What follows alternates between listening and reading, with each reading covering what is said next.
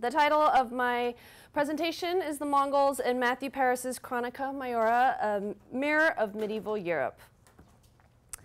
The Mongols arrived at the borders of Europe in the late 1230s, a time of great change and turmoil. As the Mongols were occasionally similar to Muslims or Jews, but still unlike them, European Christians searched frantically to place the Mongols in a cosmic schema. For the medieval English Benedictine monk Matthew Paris, the Mongols had multiple identities. To be fair, the monk thought that the Mongols could inflict terrible damage, but ultimately the Mongols are a means to an end.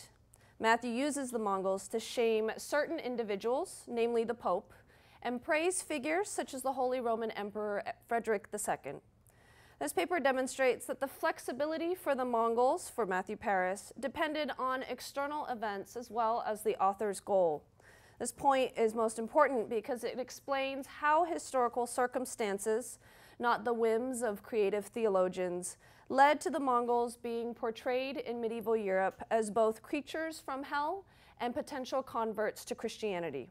These sentiments were not mutually exclusive, which allowed, for example, popes and kings to look for an alliance with the Mongol Ilkhanate of Persia against the Mamluks of Egypt for nearly 40 years.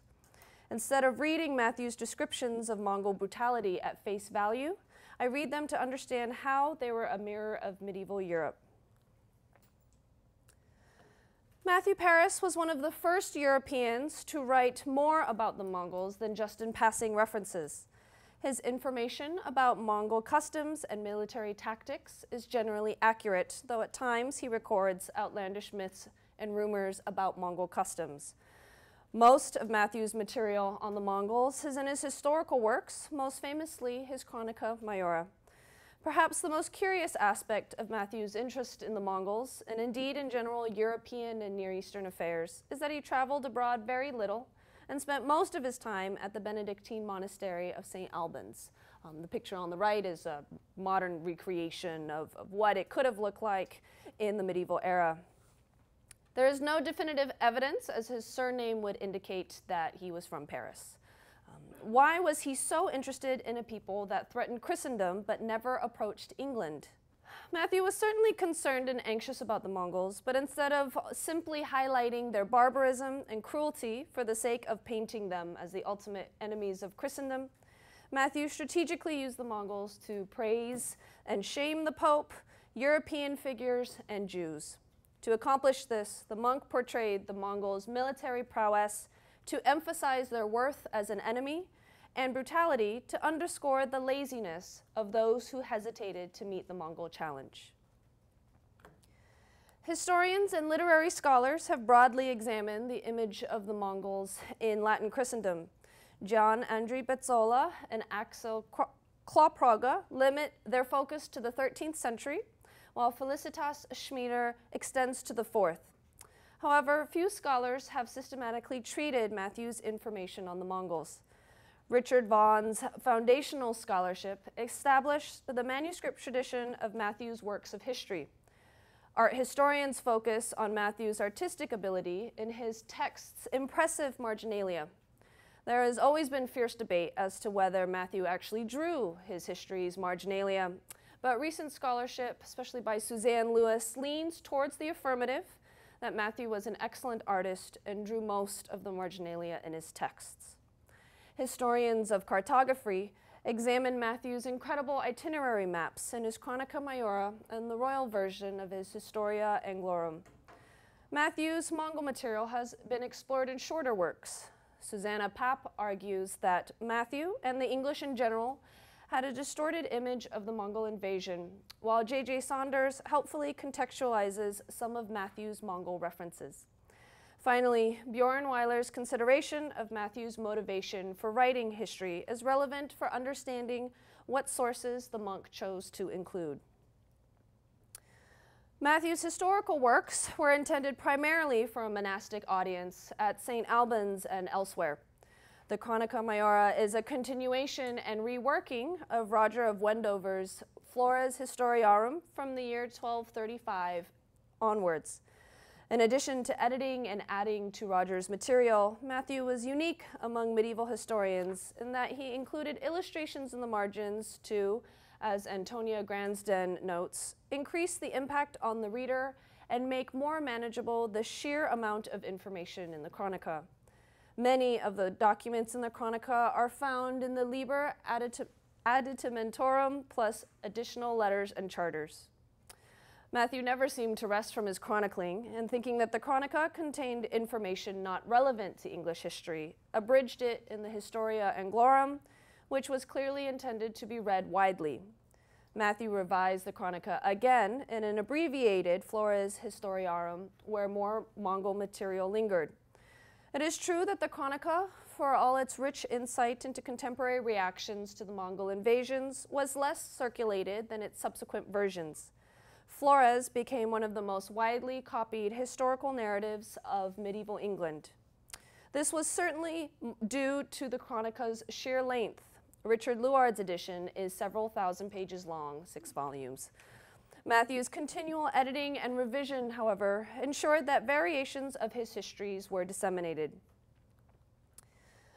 Matthew's Mongol material falls into 3 major categories. First, the Chronica refers to the news of Mongol conquests in Eastern Europe, allowing us to see how quickly news traveled from beleaguered lands like Armenia and Hungary to St. Albans.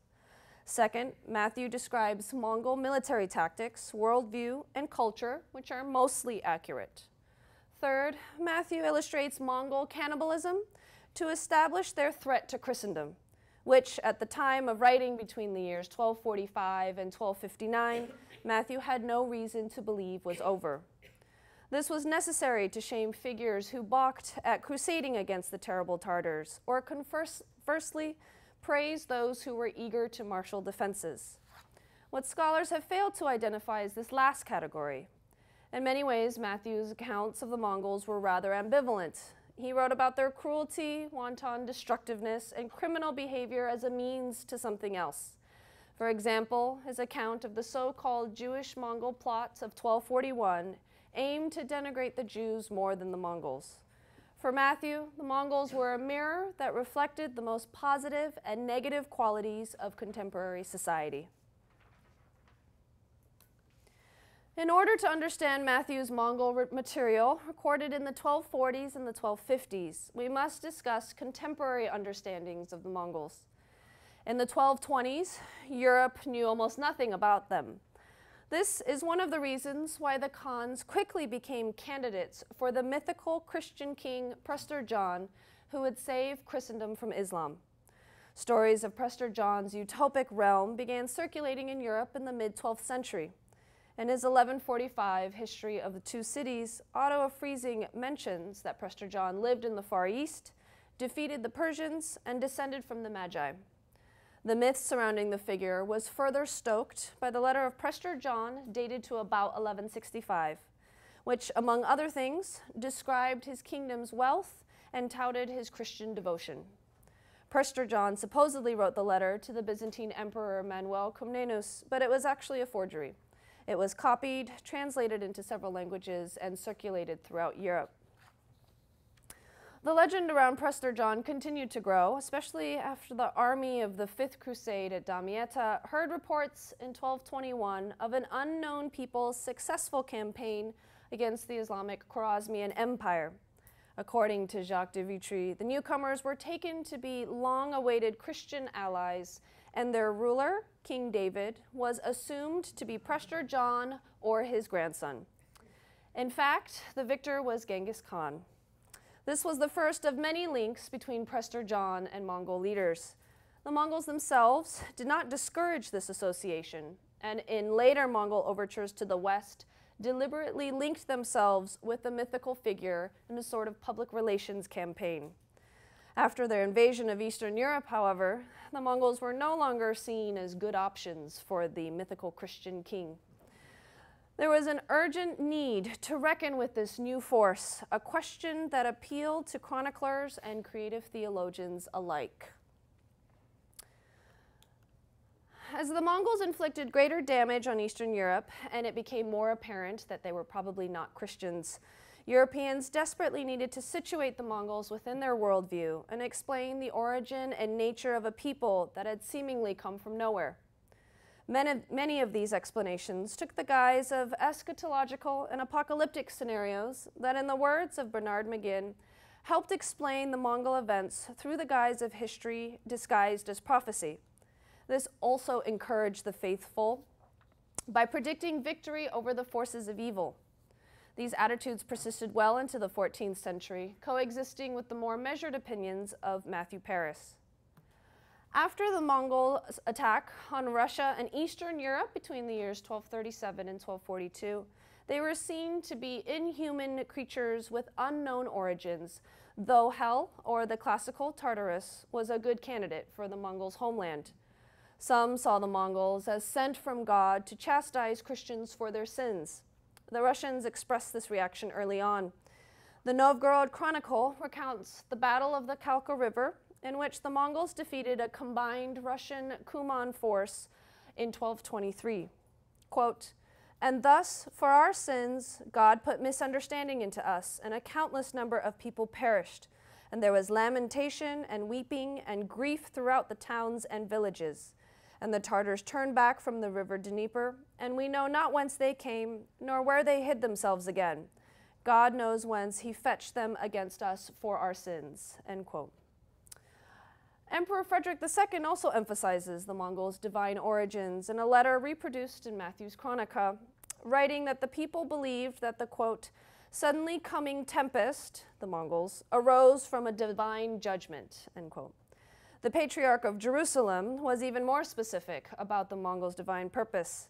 In a letter to the Pope, he explained that the Mongols' goal was to purify Christianity, to fight and exterminate bad Christians and especially bad clerics, and to restore a life in accordance with the New Testament. Assigning the Mongols a divine purpose was a natural result of the apocalyptic and eschatological movement so vibrant in this period. As outlined by Richard Kenneth Emerson, apocalypticism is closely related to eschatology, but there is a distinction. Eschatology is the doctrine of the last things, whereas apocalypticism involves an unveiling of the divine secrets which God made known to certain select individuals, initiated into an understanding of the secrets of heaven. Emerson also notes that apocalypticism sets eschatology in a historical context. It looks backward to the beginning of history, and as well as forward to the end of history. It posits a unified and dualistic view of history that envisions man and the agents of evil deterministically working out God's purpose. The seemingly sudden appearance of the Mongols was just that, so unexpected for the world of Christendom, who already had agents of evil in Islam, Judaism, and increasingly heresy, that other purposes for the Mongols had to be established. The Mongols took on other diverse identities. In one form, they were punishment for Christian sins as monsters from hell. This attribution derived from a misnomer. The Mongols were usually referred to as Tatari. The Tatars were actually an ethnic group overthrown in 1202 by Genghis Khan while he was still known as Temujin. The Mongols became known in both the Islamic world and Europe as Tatars, possibly because it had long been a general designation for non-Turkic peoples in Asia. This conveniently sounded like the Greek word for hell, Tartaros, and soon the Mongols were known as Tartari. Parallel to their supposed origins in hell, the Mongols were also, in the words of Ivo of Narbonne, one of Matthew Paris's key sources on the Mongols, satellites of the Antichrist. Roger Bacon disputed this, however, and for many, Frederick II and the Prophet Muhammad were better candidates for the Antichrist. Under the influence of the Calabrian abbot Joachim of Fiore, whose ideas were condemned by the Pope in 1263 but enjoyed great popularity, especially among Franciscans, the Antichrist legend came to be applied to historical conditions and contemporary political figures. In his vision of history, Joachim drew from Augustine, who, inspired by the Trinity, applied a threefold division to history, as represented in this beautiful diagram by Joachim. The first age was the age of the Father, which corresponded to the Old Testament and when people served the law. Joachim prophesied that the arrival of the first Antichrist in 1260 would end the second age, the age of the Son under the gospel. Joachim also predicted that at the end of the third and final age, the age of the Holy Spirit, in which a renewed church would reign in peace and contemplation, the Antichrist, who had lain hidden with the Scythian tribes, would return with Magog at the head of his armies for one final conflict before the Last Judgment. These generals would become one of the most common identities ascribed to the Mongols. There was a long precedent for viewing barbaric invading peoples as Gog and Magog, whose vague identities made them excellent candidates for a variety of purposes. In the book of Genesis, Magog was the son of Japheth, the son of Noah. Ezekiel chapter 38 is the first time when Gog and Magog are mentioned together, though in this instance the latter is a place and not an individual. The first century Romano-Jewish historian Josephus mentions that Alexander the Great enclosed the Scythians within an iron barrier and identifies the Scythians with Gog and Magog, the first instance in a tradition of associating the biblical figures with foreign invaders. Other contemporary candidates included the Goths, not least because the names Goth and Gog have phonetical similarities. A further incarnation of the story changed Alexander from a pagan king to a faithful soldier of God. Influence from the 7th century revelations ascribed to Pseudo-Methodius led to the identification of Gog and Magog with the sons of Ishmael, as the tract predicted that the Ishmaelites would conquer the lands to the east. The revelations also claimed that a last great Christian ruler would inaugurate a marvelous regime of happiness and victory over Gog and Magog before the Antichrist appears. Soon other characters joined Gog and Magog in a stew of stories swirling around the Mongols. In the widely circulated 12th century Historia Scholastica by Peter Comester, Alexander shut in the 10 lost tribes of Israel without Gog and Magog, but in other versions they were included. One popular speculation about the reappearance of the 10 lost tribes had them returning, like Gog and Magog, to announce the destruction of Jerusalem. As early as 1239, the Cistercian Cedar of Lebanon vision, which vaguely prophesied the triumph of one god and one monarchy around the year 1250, linked the Mongols with the sons of Israel. In 1241, Richard of Saint wrote that many believe the Mongols to be the 10 tribes enclosed by Alexander in the Caspian Mountains. The Jewish-Mongol Association was aided by expectations among some Jews that the Mongols, as the hidden or Hagenudzim, identified with the 10 lost tribes, would return to avenge the sufferings inflicted upon them by their Christian neighbors.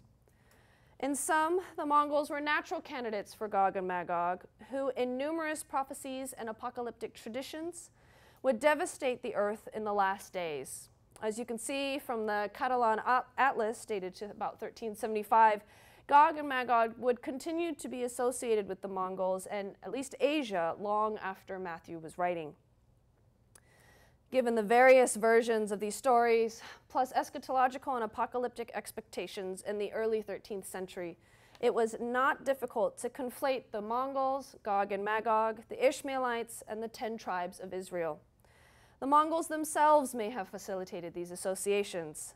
John of Joinville, in speaking of the embassy sent by Louis IX to the Mongols in 1249, states that the Tartars themselves told the envoys that the land from which they came was a great desert of sand, beyond which Gog and Magog were enclosed. It is not clear whether they actually said this or whether Joinville just wished to hear it. This is the medieval European context in which Matthew pondered the Mongols. He references a few of the above discussed attributions, and instead spends more time reliably outlining the Mongol invasion and their worldview. He says that the Mongols depopulated Hungary and seemingly prevented the country from sending representatives to the Council of Lyons in 1245. Matthew also records a letter from Frederick II to King Henry III, dated 1241, in which the emperor describes how the Mongols ravaged Hungary beyond the Danube, took Kiev, and entered Poland and Bohemia. The Mongols had indeed subdued Greater Hungary by 1237, crossed the frozen Danube on Christmas Day 1241, killed Duke Henry of Lower Silesia at the Battle of Legnica on April 9th, 1241, depicted in the left image, and caused the Hungarian king Bela IV to flee to the island Trogir off the Dalmatian coast. Matthew clearly cites eyewitnesses to and refugees from Mongol attacks. Their travels around Europe and visits to St. Albans helped stir up great anxiety about further attacks. In his descriptions of Mongol attacks, Matthew was especially fixated on their military prowess. He highlights the Mongols' terrifying destruction, but also has a cautionary respect for their endurance and military skill. He notes that they have great strength, are invincible in battle, indefatigable in labor, and excellent archers. In one breath, Matthew says the Tartars are ignorant of the laws of humanity, and they are resolute, strong, and courageous. Their back armor is so thin that soldiers are not tempted to run away. Even their horses are resilient, and when short on food, they eat bark, tree leaves, and roots. An Englishman who served the Mongols as an envoy to Hungary said that they fought bravely and unyieldingly. In this case, Matthew offers begrudging admiration for the Mongols so he can underscore the negative characteristics of his least favorite figures. We can identify further patterns in Matthew's interests. When describing the Mongols, he was especially fixated on their intentions, worldview, and eating habits. The Chronica records some of the earliest statements from anywhere of Mongol intentions and worldview. In the year 1238, ambassadors representing the Old Man of the Mountain, or chief of the Nizari Ismailis, better known as the Assassins, told the French King Louis IX that the Mongols had sent threatening letters in which the Khan declared that he was the messenger of God on high, sent to subdue nations who rebelled against him. This message was echoed in numerous missives to the Pope and European monarchs for decades. The most famous example involves Pope Innocent IV. In response to the Pope's letters dated 1245, urging him to cease killing Christians and accept the Christian faith, Guyuk Khan demanded that the Pope come to his capital, Karakorum, to submit to the Khan himself. Matthew also references a letter that Louis IX received from the king of the Tartars, in which he declared that, quote, he and his followers were those of whom it is written that the Lord gave the earth to the sons of men, end quote. While it is clear that the Mongols came to embrace an ideology of universal dominion in which the sovereigns ruled on the strength of their good fortune and by virtue of a mandate from heaven, it is unclear whether world conquest was Genghis Khan's goal at the very outset. David Morgan has suggested that the Mongols came to believe in a mandate of world dominion only when they realized that this was the task in which they were engaged in. The earliest direct evidence for the belief in such an ideology dates from the 1240s, so Matthew's record of such a message is indeed early. I put up this map to demonstrate the extent of their potential world dominion goals. What is important about Matthew's references to the Mongol goal of world conquest is their intention.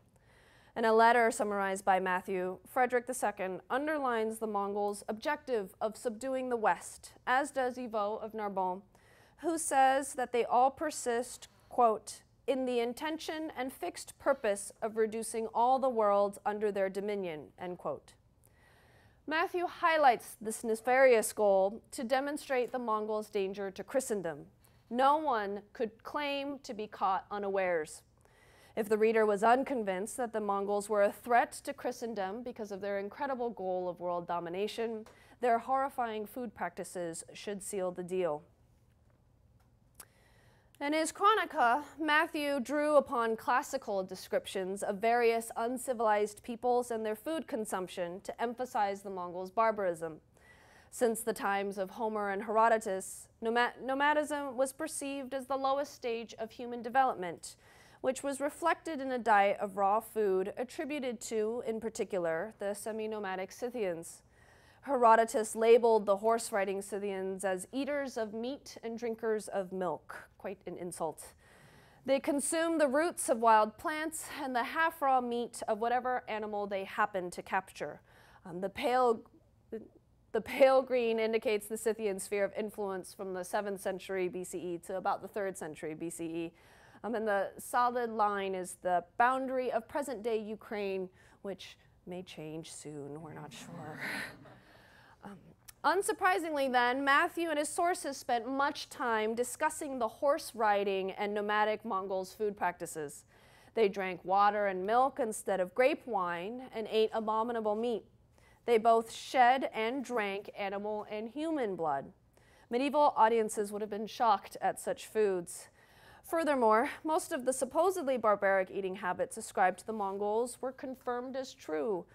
The Franciscan William of Rubric, who traveled to the Mongol capital at Karakorum in 1253, writes at length about Mongol beverages made from milk, especially fermented mare's milk. They drank the blood of their horses when food was in short supply or they desired to move quickly. And these were customs shaped by life on the steppe, whose beauty and vastness is demonstrated in this photo. Matthew's comments on Mongol cannibalism range from cautious to outlandish. For example, based on information from a Russian archbishop named Peter, Matthew charges the Mongols with eating human flesh, though only in times of need and cooked, not raw. The detail of the meat being cooked is important because classical notions of barbarism focused on the eating of raw flesh. Gregory Guzman calls this survival cannibalism, eating human flesh in cases of dire necessity. The element of starvation is also significant.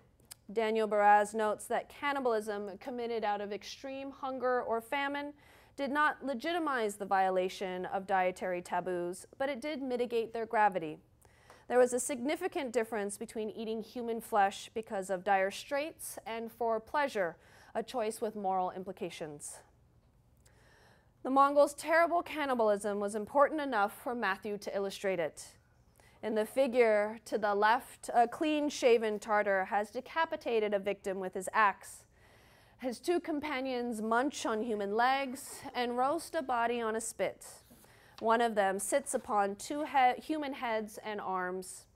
To clear up any ambiguity, there is an inscription between the figure that reads, "Abominable Tartars eating human flesh." To the far right of the scene, a naked female victim is bound to the tree by her hair and ropes. The image was clearly intended to horrify the reader and stir their imagination. But there is no evidence that the Mongols ever ate human flesh except in times of need. On the elements of truth in these charges, Guzman argues that Western reports, including Matthew's Chronica, are a confused mixture of sacred and profane and purely legendary history. Some scholars link Matthew's allegation against the Mongols with accusations of Europeans committing cannibalism during times of need, a literary topos designed to emphasize a famine's direness. In any case, we should not judge the truth of Ivo, Peter, and Matthew's tales of Mongol cannibalism.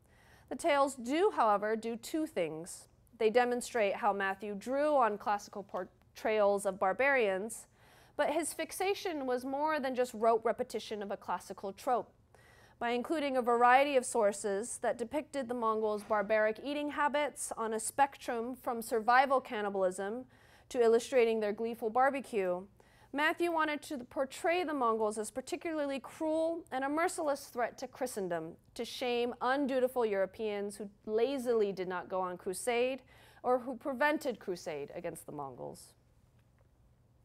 Bjorn Weiler convincingly demonstrates how Matthew intended for his Chronica to have a moral purpose. It is clear that he uses the Mongols to shame lazy monarchs and underscore their ineptitude at defending Europe and Christendom against the Mongols. For example, in a letter to Henry III, Frederick II slams King Bela IV of Hungary for his carelessness. Quote, "Kiev, the chief city of the Rus kingdom, was attacked and taken in December 1240, and the whole of that noble kingdom, which ought to have united itself with that of Hungary for its defense and protection, but which it carelessly neglected to do, was, after its inhabitants were slain, reduced to a state of utter destruction and desolation. Their king, Bela IV of Hungary, an idle and careless man, was ordered by messengers and letters from these Tartars, if he wished to save his life and that of his subjects, by a surrender of himself and his kingdom. But he was not frightened or warned by this. He ought sooner to have provided for their protection and defense against their incursions. The Tartars slew the nobles of the kingdom who opposed them, and massacred such a host of Hungarians that a similar slaughter was never remembered to have taken place in one battle." End quote. We cannot be sure whether this sentiment is polemical or an honest opinion on Bela IV. It's probably both. The Hungarian king in 1237 was the first Western monarch to receive a documented letter from a Mongol Khan, in this case, the future Khan of the Golden Horde, Batu. The letter and some of the earliest information on the Mongols in the West was carried by a Hungarian Dominican named Julian. He made at least 3 journeys into Greater Hungarian lands in the mid-1230s, and even went to Rome to report on these matters to the Pope. Julian traveled as far as Suzdal, just northeast of modern-day Moscow, which was conquered by the Mongols in early 1238. The sack of Suzdal is portrayed in a later Russian chronicle. He also reported on the damage inflicted by the Mongols in Bulgaria and outlined Mongol fighting tactics. Julian carried a message from the Duke of Suzdal, Yuri II, warning Bela about Mongol intentions. There is ample evidence that Bela, and for that matter the Pope, had been warned about the Mongol advance. From Frederick's letter, it is clear that he knew that Bela IV received warnings on the approaching Mongols circa 1241. Given that the Mongols devastated Hungary soon after that, it is not surprising if Matthew thought that Bela IV was indeed negligent and did not take the Duke of Suzdal and Batu's warnings seriously enough. Matthew's accusations of laziness are not limited to monarchs. Ivo of Narbonne complains that the friars and other ecclesiastics were not doing enough against the oncoming menace. Quote, "What are the black and white friars doing? And the Norbertine canons, why do they not preach a crusade against the Tatars when they see all these perils approaching? Oh, the foolish counsel of kings, the supine silence of bishops and abbots, the unheard of fury of the Tartar cruelties." End quote. Matthew's anti-friar stance is well known.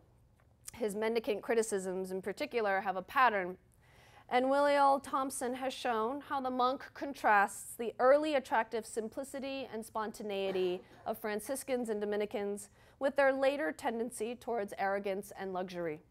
When discussing the rise of a new breed of preachers, he notes that they had little clothing or food and did not possess gold or silver or anything to call their own. He praises St. Francis for his humility. The mendicants also labor against heresy, and he praises the, quote, "diligent ministry and unwearied preaching of the Minorites, preachers, and theologians," end quote.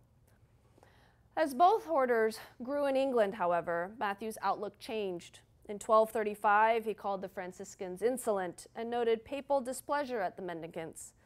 Pope Gregory IX supposedly said to them, quote, "Your religion appears to be in a great measure dying away, and your doctrines to be confuted," end quote. Matthew complained that the friars' buildings rivaled regal palaces in height, and and called them fishers of men, not of men, but of coins. This latter claim can also be seen as an anti-papal rant, and many of his anti-mendicant opinions are linked with fear of papal intrusion into English affairs. While I will not outline the specifics of the growth of the mendicants and non-Benedictine orders in England, what is certain is that Matthew uses the Mongol threat to express his anger towards other ecclesiastics.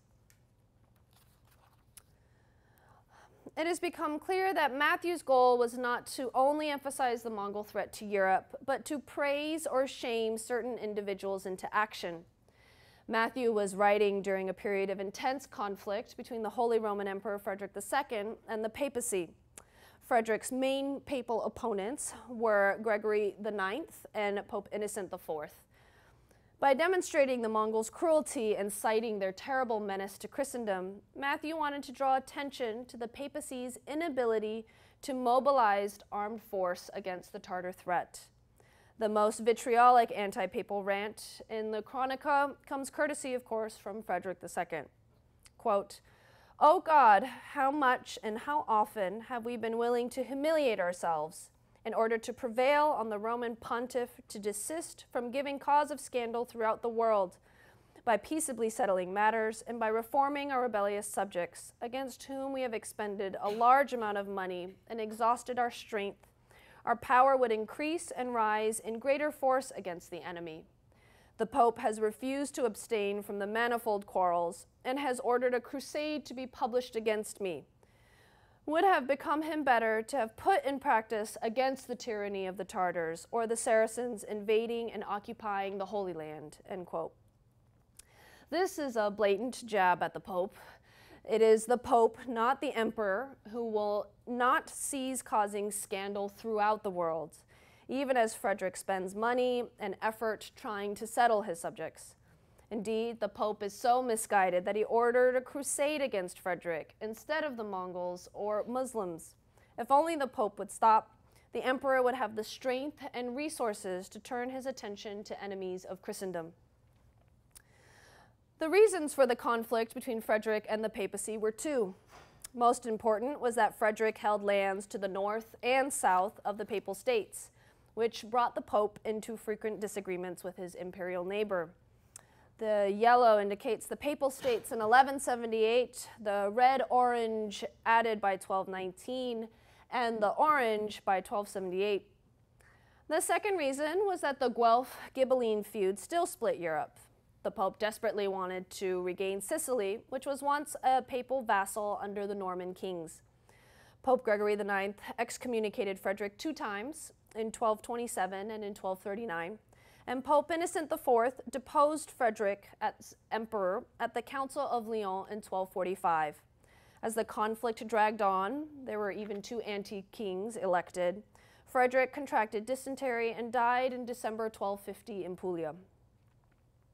Matthew's discussion of the Frederick papal quarrel was not always solely anti-papal, however. On occasion, he's exasperated by the whole conflict, as it prevented any real action against the Mongols and others. In an international context, it was embarrassing and prevented people from taking seriously Ivo of Narbonne's letter on the terribleness of the Mongols. Quote, "The letter would have greatly disquieted the hearts of the kings and nobles to whom it came, and would have effectually excited them to avenge the injury offered to Christ, to the Catholic Church, and all Christendom, if the mutual dissensions of the Pope and Emperor had not spread trouble over all the world. Wherefore this strife, blown abroad far and wide, exhilarated the hearts of the Tartars and of all the pagans, and moreover of all the enemies of Christ, and made them increase their hopes," end quote. While Matthew highlighted how the Mongols, and for that matter the Saracens, were indeed significant threats to Christendom, he used them to draw attention to the most important issues in Europe. By stressing the Mongols' cruel cannibalism, the Pope's interference, and Frederick II's noble efforts against the Mongols was even more shameful. Just as Matthew used the Mongol threat to shame the papacy for its relentless anti-emperor campaigns, so he did to underscore the nefariousness of the Jews. Charges of cannibalism were not only leveled at the Mongols, but also against Muslims and Jews. And it can be seen as a topos directed at others in general. Jews in Europe, however, suffered real consequences because of accusations of ritual cannibalism. Just as the Mongols helped Matthew demonstrate the Pope's greed, the so-called Jewish-Mongol plot of 1241 capitalizes a fear of the Mongols to demonstrate the Jews' wickedness. Quote, "A number of the Jews on the continent, and especially those belonging to the empire, thinking that these Tartars and Kumanians were a portion of their race, whom God had, at the prayers of Alexander the Great, shut up in the Caspian Mountains, assembled on a general summons in a secret place, where one of their number thus addressed them. Now the time has arrived for us to liberate ourselves, for our brethren of the tribes of Israel have gone forth to bring the whole world to subjection to them and to us. Let us therefore go to meet them with valuable gifts and receive them with the highest honor, They are in need of corn, wine, and arms, end quote. The plot continues with the Jews telling their Christian overlords that the Tartars were Jews and would not drink wine unless made by the Jews. They concealed swords, daggers, armor in barrels to take to the Mongols. They made it as far as Germany with their casks until a master of a bridge demanded payment of the bridge toll, which the Jews refused to pay. They claimed that they, quote, were employed in this business for the advantage of the empire, indeed of all Christendom, end quote. The dubious bridge keeper opened the casks and discovered the extraordinary deceit of the Jews. They were imprisoned or slain with their swords. At first glance, it seems strange that the Mongols and Jews would be considered brethren, but it was a common association. Again, the Tartars were said to be descendants of the 10 lost tribes, shut behind the Caspian Mountains by Alexander the Great. Several of Matthew's sources think that the Mongols use Hebrew letters, while Matthew himself disputes this. The setting of Germany for the climax of the plot was also significant, as it was on the frontier of the Mongol invasions, and German dukes had been involved at the Battle of Legnica. More importantly, the entire plot arose because the Jews themselves believed in this common origin. The Mongol advance, which after all was viewed by many to be God's punishment for sinful Christendom, was the perfect opportunity for the Jews to seek revenge against their Christian oppressors. Sophia Menache notes how some Jews did indeed see the Mongols as a powerful army sent by God to defeat the Christians. It is not clear if Matthew believed that this plot actually occurred, except that by including it in the Chronica, he must have felt that it served a purpose. As the image on the right shows, another common accusation against the Jews in England was a desecration of the host. By the time of the supposed 1241 Jewish-Mongol plot, Jews in England had already experienced waves of persecution. It was in England that the powerful and pernicious belief originated that the Jews ritually parodied the murder of Christ by seizing and crucifying young Christian boys. Norwich, England was the site of the first medieval accusation of ritual cannibalism against the Jews, who allegedly murdered a young boy named William in 1144, depicted in the left in a 15th century, I believe, fresco. Accusations against the Jews of ritual blood killings soon spread to Fulda, Germany in 1235 and France in 1247. Matthew saw the Jews' subsequent position in England deteriorate. Taxes on the Jews were steeply raised and effectively ruined Jewish magnates of England. In 1255, King Henry put to death 19 Jews from Lincoln on the grounds that they had kidnapped and crucified a small Christian boy. The Jewish-Mongol plot of 1241 was indeed a mirror of the age.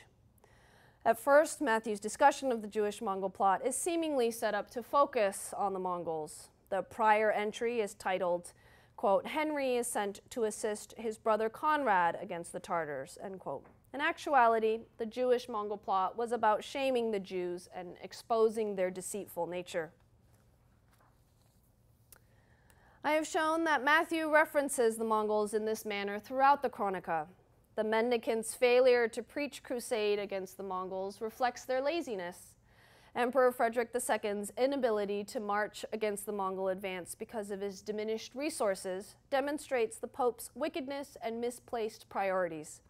These bad guys are further embarrassed when Matthew effectively establishes how cruel and disgusting the Mongols are and their barbaric and cannibalistic food habits. The Mongols even allow for internal levels of comparison.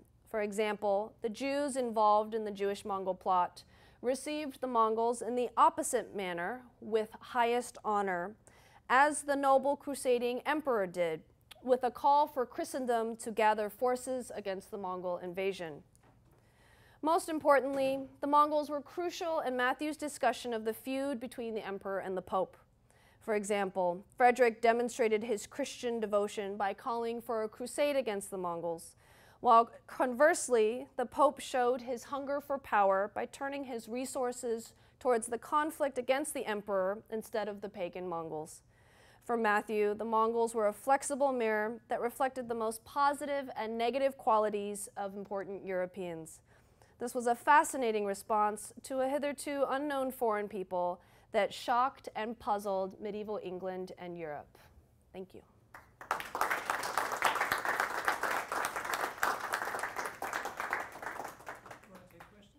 Sure. If you mentioned this, but did Matthew ever travel to the land of the Mongols, or he didn't?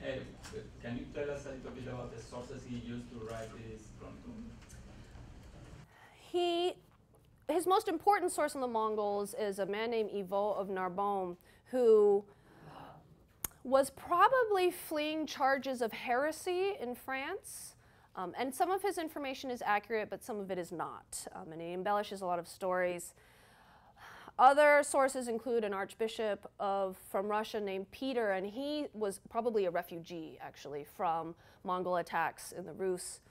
He also received visitors from Armenia, which had also been attacked by the Mongols. And these seem to be his three most confirmed sources. Mm-hmm. But he never traveled further than Norway, actually. Does he mention his sources in the chronicle? Mm-hmm, mm-hmm. He cites Ivo and Narbonne a lot, the Archbishop Peter as well. He does not name his Armenian sources, but in the guest book of the monastery at St. Albans, there are records of multiple visits from Armenia. Yeah. Just a quick question about you showed the letter of Guyuk to Pope. I couldn't make it out. What language was that in? Persian. The de facto language of most of the of the Mongol Empire was actually Persian, even in China. Yeah, yeah. Mm-hmm. In the back, yeah. The Mongols, the world vision you mentioned. I was curious, like, did these universal desires, did they in any way shape further European ideas of empire, of universalism, or were they in conflict? I mean, did the Europeans learn anything about this world vision, or more importantly, about actual ways of ruling this large empire? No, that's a really interesting question. They recognize that there is an idea of Mongol world domination. But what I find ironic is that it is extremely similar to the papal vision of Christendom, that the Pope Innocent IV can tell Guyuk Khan to stop killing Christians in Mongol lands. And Guyuk responds in kind, saying, well, no, there's nothing to stop me from killing them, and this is my land in conquest. So I think there's definite parallels, but there really isn't evidence that the Pope or various kings really took the Mongol idea of world domination in any way. Yeah. Sure, I actually have sort of a follow-up to Adolfo's question. Continuing with that idea, how did sort of religion for the Mongols shape their idea of world dominance, since so much of that sort of idea of universal monarchy, especially with like the Spanish Habsburgs, was shaped by that Christian ethos? Yes, for the Mongols, it was not really shaped by their religion. I mentioned that they came to believe in ruling the world by virtue of a mandate from heaven, but heaven was most commonly represented by a god figure named Tengri, who his identity is pretty fluid, and in some descriptions he is heaven like sky, and in other descriptions he is more of a god-like figure. Their native shamanism did not lend grandiose ideas of world conquest. They convert to Islam in the very end of the 13th century in Persia, but they also, for the most part, let other religions practice freely in their lands, whether or not they converted to Islam. And so you definitely get a lot of scholarship that says that they were very tolerant of other religions, and their courts were filled with Islamic scholars and Christian missionaries and Buddhists and Taoists and things like that. It is difficult to pin down individual Khan's personal religious beliefs, but yeah, they don't have a parallel to like the Christian ethos of monarchy. Hi, yeah. I don't know enough about Matthew Paris, but would you say that, or are there any signs that his knowledge of the Mongols actually, let's say, expanded his understanding of geography? In other words, did it lead to a greater understanding of where the Mongols really were coming from? Sure, yeah. I mean, this is pre-Marco Polo, and this is Rubric, and all these others are making their way across the so-called papal envoys, or as the case may be, whether they were envoys or not. So perhaps some people are finding a bit more about the extent of Asia. But did it, for instance, for Matthew, lead to any questioning about his knowledge of the world? As far as I know, no. I have not studied his itinerary maps very thoroughly. Actually, a book just came out on it very recently. And his itinerary maps are all pilgrimage maps to Jerusalem. Yeah, so I should read that recent book, but I have. So, but to my knowledge, no, that he didn't really think about Asia too much, which is just so, I mean, I find that really interesting, that he has, pages and pages devoted to the Mongols and their terribleness and their cannibalism, but really he's very concerned about Frederick and the Pope, and so, yeah, that's one reason why I wrote this. Yes? It sounds as if his geographical knowledge owes a lot to Herodotus and the ancient geographers, and in particular, I'm curious about whether, I don't know the tradition of Ammianus, but his description in this period, but his description of the Mongols owes a lot, it seems to me, to the description of the Huns that you find in Ammianus. Yes, definitely. But he certainly didn't know Ammianus. He was not one of the most read authors in the 13th century. Yeah. I have that written down somewhere, just not here, but I could check. Yeah. Yes, hi.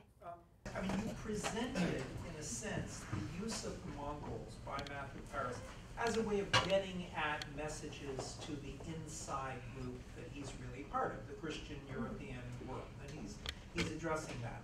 And you threw in that he's out to shame the Jews, if I understood you correctly.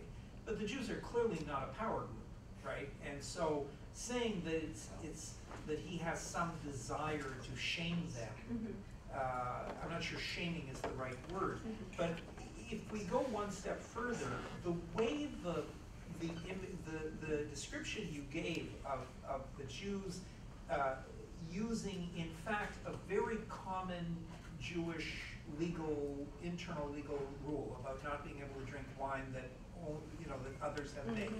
And then this plot of carrying weapons to the other side, which is very well attested in the 15th century. But, here's this guy sitting in England, and the total English population, Jewish population of England is relatively small, and he has this image of, in fact, the Jews as a power group who might be plotting, who have this whole plan going on. Is there any sense of any kind of reality or any kind of sense, does this give us any sense of how he perceived the Jews of England of his time? We're not sure. This is the only written documentation of this plot. We do not find it in any other sources. And so, So maybe there was no plot. I mean, it's... That makes it, that's fine. Let's assume there was no plot. But here's this man, a Benedictine monk, sitting, and he understands the Jews, but not as the killers of Christ, or he didn't like them. And that picture that you had from the Chronicle of Offa, the with the guy hitting them on the head, you know. And so it's clear that you know, he either wants them to be hit on the head or something like that. But this is it's a power image. It's a Elders of Zion kind of a plot, you know. It's Umberto Eco could write a whole other book on this, you know. And it struck me as somehow out of place at the moment. Sure. There's a little bit of speculation that this could have been written in support of the English king's moves against the Jews, though Matthew. Doesn't happen until 50 years later. Well, Henry. Hold on. Sorry. Yeah, that's true. Yeah. Henry executed. Sorry, I think it's Henry III executed 19 Jews in 1255. There's definitely, Matthew has a relatively good relationship with the King of England, so, but it's quite speculative, and this is the only record of this plot, and it's a fantastical plot. Well, let me go back to the Mongols for a moment, but it may also be, that we may ask the same question about what Matthew was saying about the Jews and sort of what he is saying the European reaction is to the Mongols and to the Jews. What I'm wondering is, what are they really worried about? I mean, are they really worried, are the Mongols an economic threat? Or are they somehow seen as some kind of a religious threat? Or are they just different and therefore not to be trusted? Or what's going on here? Initially, the reaction is military threat. It's just immediate military threats. This map.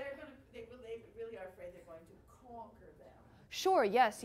Actually, I mean. I'm an outsider. I'm asking. No, this map doesn't depict very well Poland, Hungary. They crossed the frozen Danube one year. And so initially it is a very deep-rooted fear that they will come back.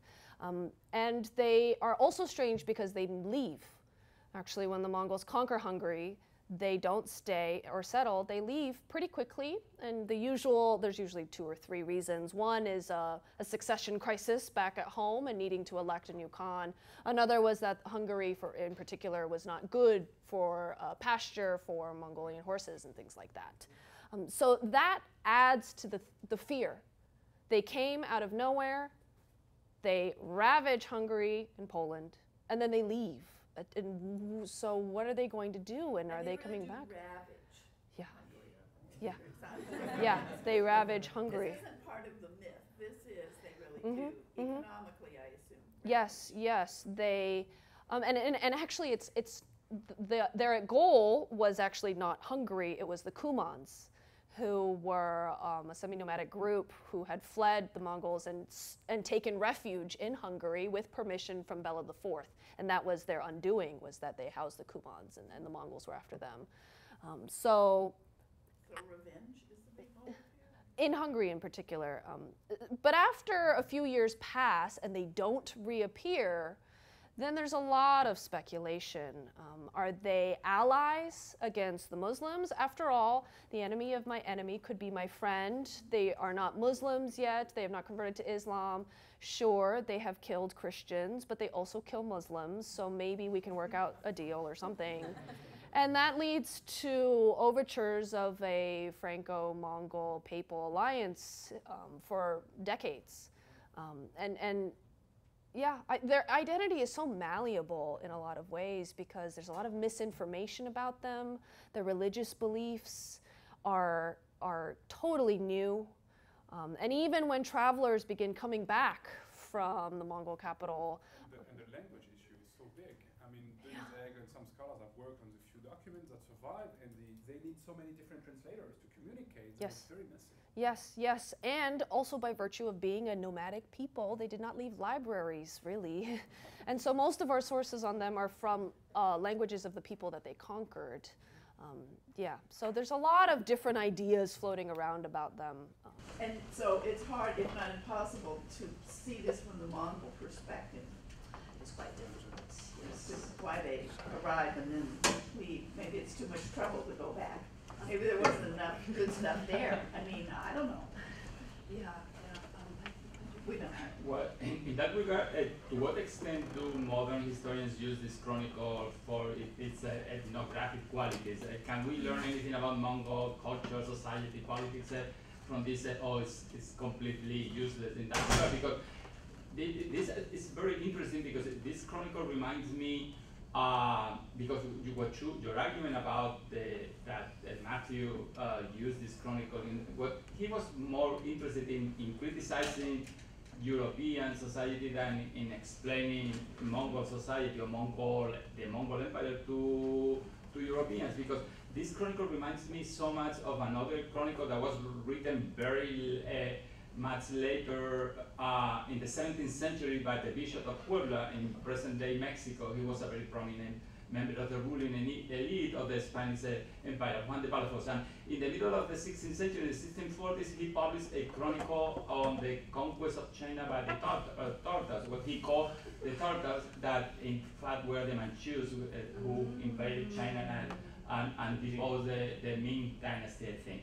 Anyway, but Palafox was not really interested, that's my view, at least in the history of China. He used the conquest of China by the Manchus to criticize the ruling elite of the Spanish Empire, because he thought that the Spanish Empire was going the wrong direction, it was going to decline, and so on. And on the one hand, the Tartars were barbarians, but on the other hand, they have the qualities, the true primeval qualities to rule an empire.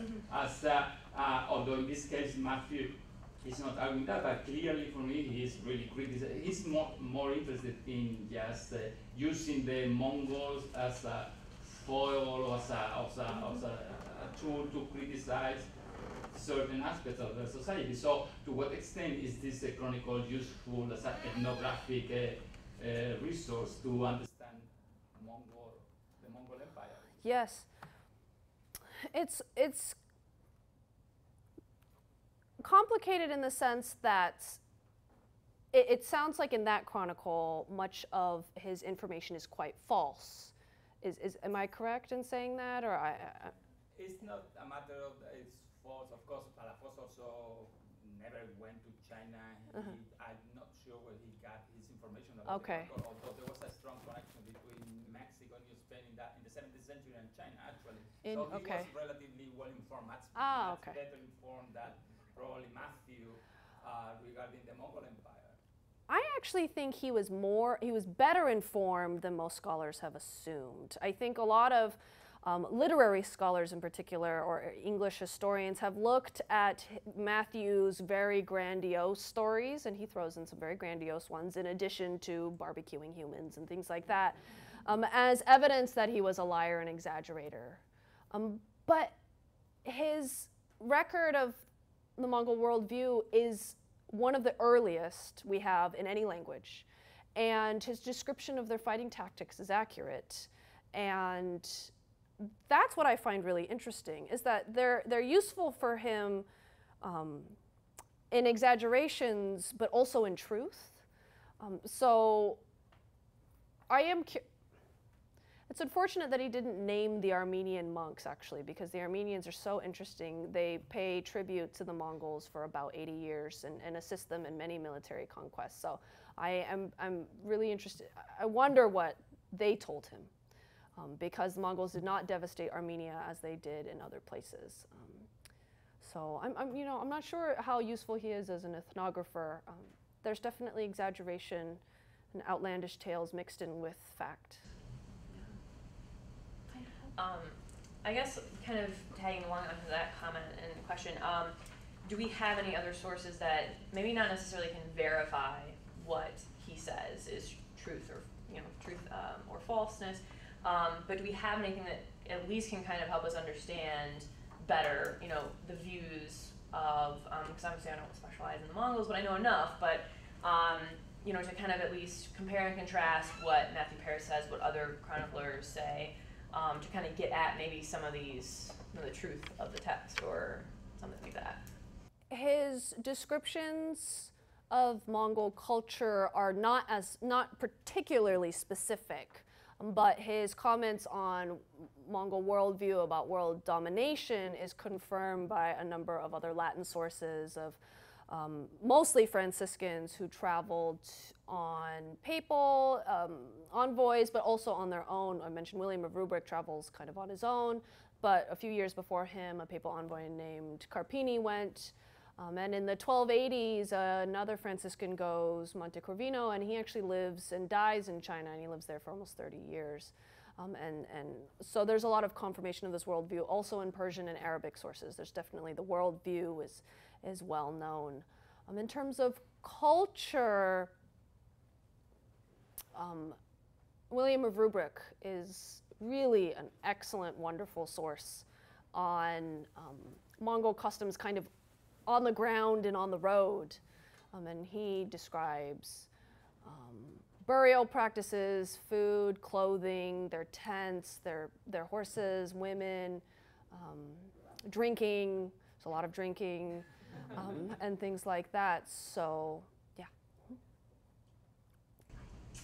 So, if his descriptions are based on, first of all, if they're seeming to be more factual than historians may think they are, and he obviously has no firsthand experience with Mongols. He obviously has some good sources. So how much can we say, you place the question of this, Jewish Mongolian plot in this English context, but how much can we really say that it's from his experience versus like maybe this rumor that like originated elsewhere? Oh, I don't know. I don't think Sophia Menache has looked at the Jewish, like apocalyptic ideas of the Mongols coming to save them, and I'm not very familiar with that material. So it would be interesting to explore that further. How widespread was that idea? How across Europe, what communities of Jews actually believed that this was the case, or was it more isolated or something like that? Yeah. You said something about his name. You said he's not from Paris. Yes. So, where does his name come from? Actually, we're not sure. Well, initially people thought that he at least was educated in Paris and maybe had gone to the University of Paris or something like that, but we don't have actually very much evidence for even that he was spent any time in Paris. So actually, we're not quite sure. So odd. To what extent would Matthew Paris's his sources or any other Europeans' information be complicated by the fact that, after Genghis Khan dies, the Mongol Empire isn't really unified? Could they get like conflicting information from different representatives from different parts of the Golden War that Ilkhanate or things like that?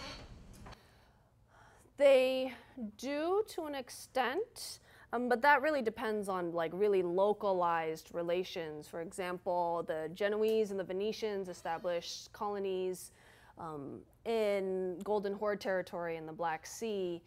They go to war, they ally, they get permission to stay and things like that. And so from that perspective, the Genoese and Venetians don't necessarily care so much about what's going on in the Chagatai Khanate. And this is the black hole of Mongol knowledge. This is a territory that has been very little studied.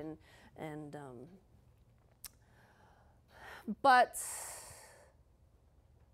in other places, nominally the Ilkhanate is supposed to be subject to the Great Khan in China, but in reality that's not really the case. I'm not sure if that distinction makes such a big difference to traders or merchants and mostly Italians who travel quite far. I'm going to take advantage of the last question, perhaps.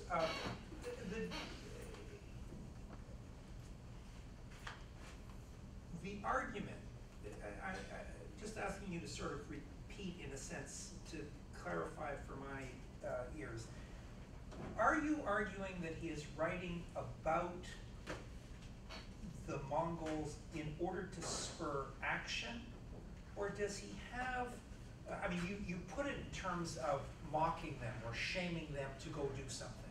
But is his goal, I understand that that's his rhetoric, that's the way he describes it, but do you have a sense of a practical, he is advocating go do this, or is he really just describing it in terms that he understands, well, you know, wrath of God, and it's too bad we're not doing this.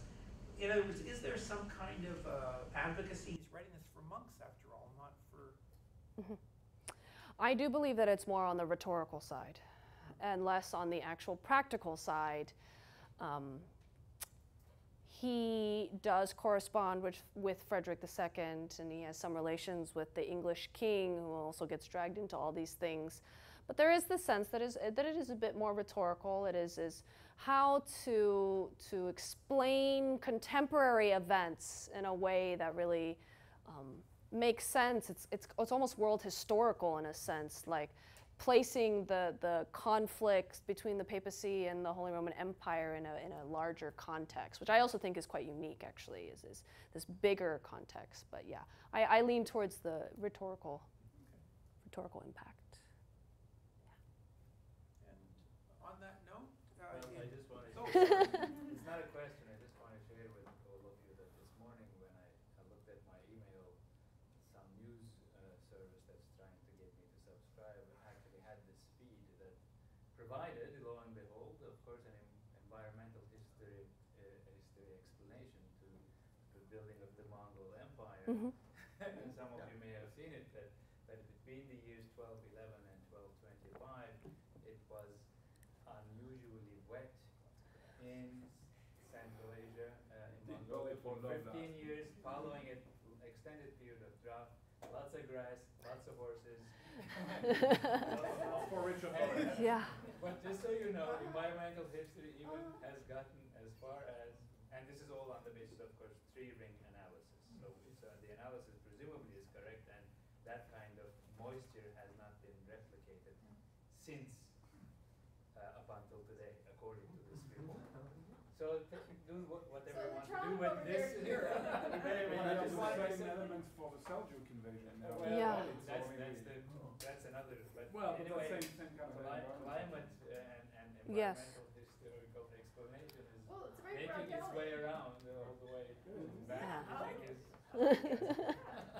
Thank you, everyone. Thank you.